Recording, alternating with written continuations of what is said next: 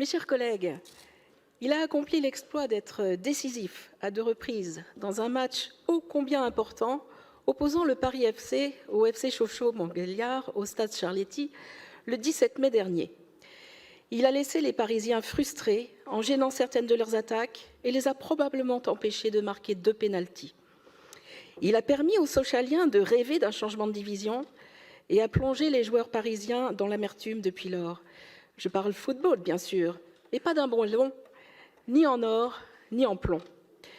Il s'agit d'un trou dans la pelouse du stade Charletti sur le point de pénalty. C'est un trou, c'est un creux, que dis-je, c'est un creux, c'est un cratère. Cratère, c'est le terme qu'a employé Vincent de Marconnet, gardien déçu du Paris FC.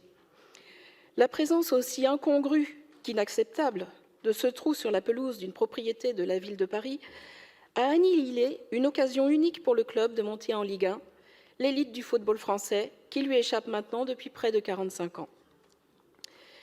Les dirigeants du club ont pourtant investi dans un projet ambitieux mis en place depuis 2012, qui fait aujourd'hui du Paris FC une place forte du football francilien. Notre ville soutient de façon significative le club en lui attribuant chaque année une subvention de 500 000 €. C'est l'objet de la présente délibération.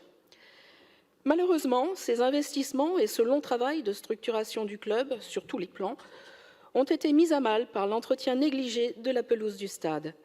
Je le rappelle encore une fois, tant c'est dommage, le cratère a fait rater 2 pénaltys aux Parisiens qui se sont inclinés sur le score de 2-1 dans un match de barrage à enjeu, avec, de surcroît, la douleur d'encaisser le second but dans le temps additionnel à la 92e minute.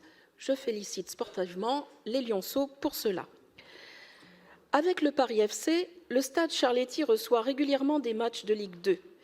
Cette compétition, comme la Ligue 1, est un championnat de football professionnel exigeant de jouer sur des pelouses irréprochables, sous peine d'exposer les sportifs à des risques de blessures. Par ailleurs, ce championnat est largement suivi et les rencontres sont retransmises sur des antennes importantes, ce qui, en termes d'image, implique pour la structure accueillante de veiller à un entretien irréprochable du stade. Cet exemple de, sans jeu de mots, lacune dans l'entretien de la pelouse de Charletti illustre une question plus large.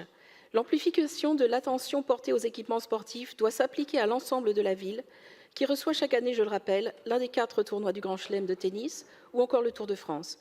Elle accueillera également les matchs de Coupe du Monde de rugby l'an prochain, ainsi que les Jeux olympiques et paralympiques en 2024.